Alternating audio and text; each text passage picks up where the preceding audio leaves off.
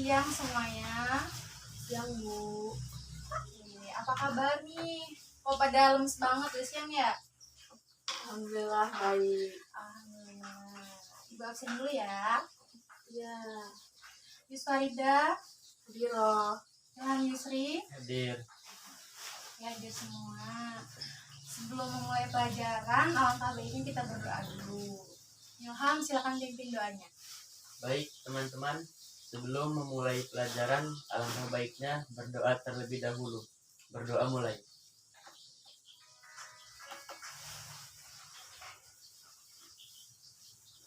Selesai. Baik, ada yang tahu materi kita hari ini apa? Protista. Protista mirip tumbuhan ya, materi kita hari ini. Oke, sebelumnya Ibu ingin menyampaikan dulu tugas untuk 2 minggu ke depan. Jadi, Ibu akan memberikan kalian tugas, yakni observasi ke tempat pengelolaan rumput laut. Observasi ke tempat pengelolaan rumput laut, yakni sebagai bahan makanan yang akan kaya protein. Jadi, kalian nanti di tempat pengelolaan rumput laut, observasi dan tanya apa manfaat dari rumput laut itu. Dan cari artikel yang terkait dengan rumput laut. Sampai sini paham dengan tugasnya?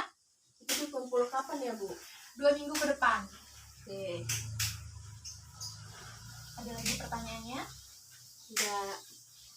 Alhamdulillah kalau sudah paham. Oke, Ibu kan sudah membagikan modul. Silakan dibuka dulu modulnya ya. Sudah dibuka semua? Sudah, Bu. Sudah. Di sini Ibu akan bertanya sedikit.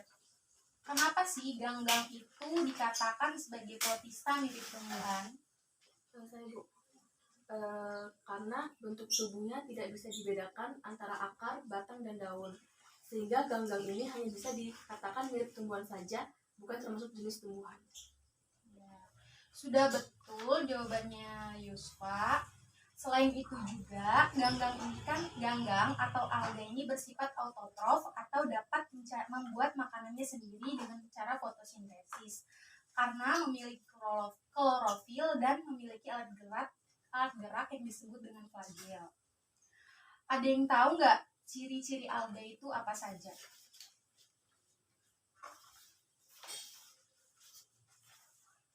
Saya, Bu. Ciri-ciri alga itu ada yang bersifat uniseluler dan multiseluler, ukuran tubuh bervariasi, mulai dari yang mikroskopis hingga ke yang makroskopis, dan bentuk tubuhnya tetap karena memiliki dinding sel. Jadi, ciri-ciri protista itu benar yang disampaikan oleh Yusfa tadi. Selain itu, protista ini ada yang uniseluler, hidupnya secara soliter, dan ada juga yang berkoloni. Selain itu, alga juga memiliki klorofil. Oke, ada yang tahu nggak pigmen fotosintetik selain klorofil di dalam alga? Saya, Bu, ada xanthophyll kuning, phycocyanin biru, fucoxanthin coklat, phycoerythrin merah, dan karotenoid. Benar. Selain itu juga dalam ciri-ciri protista ini alga bereproduksi secara aseksual maupun seksual. Aseksual dengan cara pembelahan biner atau fragmentasi dan pembelahan spora atau vegetatif. Sementara seksual yakni dilakukan dengan cara konjugasi, sigami, isogami, dan anisogami. Oke, di sini Ibu akan menayangkan protista yang tergolong ke dalam ciri yang mirip dengan tumbuhan.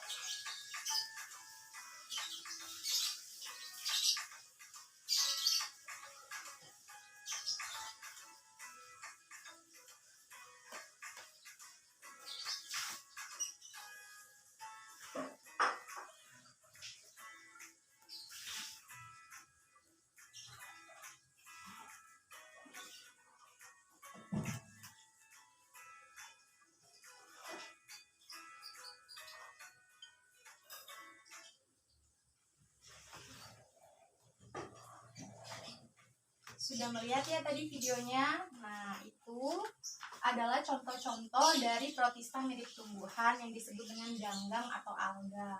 Jadi, protista mirip tumbuhan itu dibagi menjadi 4, yakni ganggang coklat, ganggang hijau, ganggang merah, dan ganggang keemasan.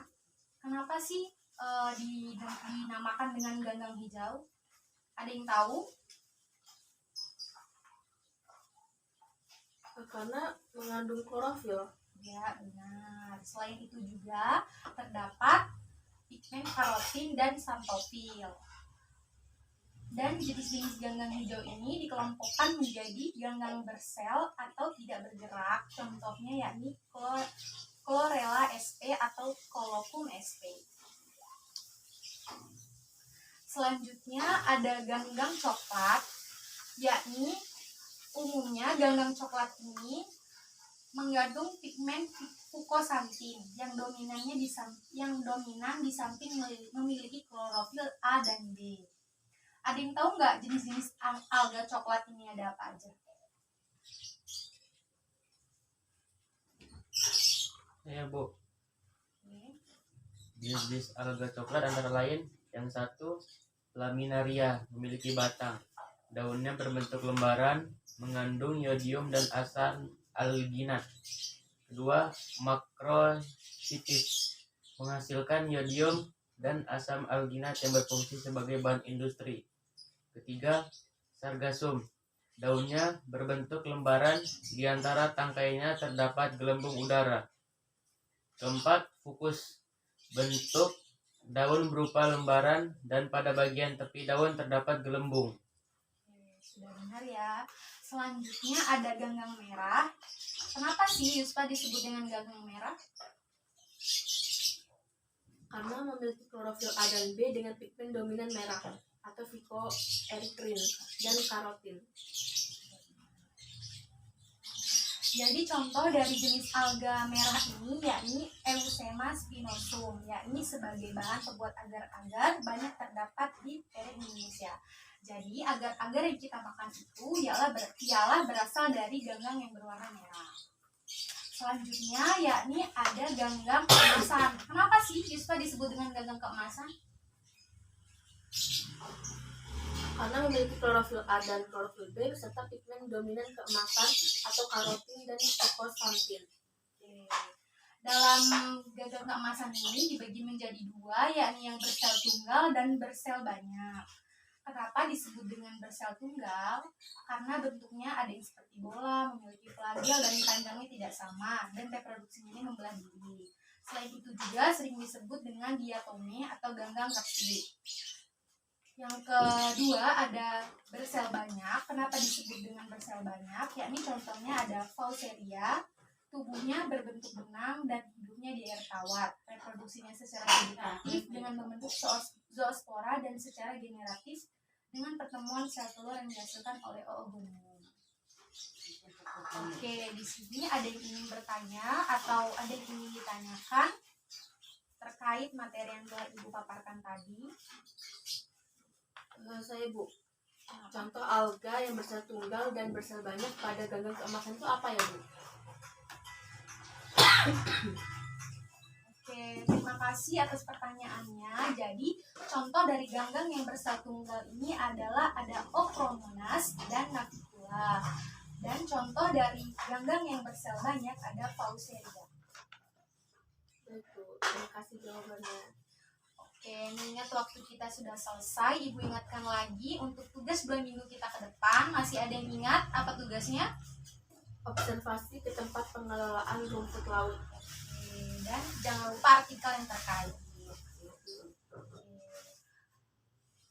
Kita akhiri dengan lafal hamdalah.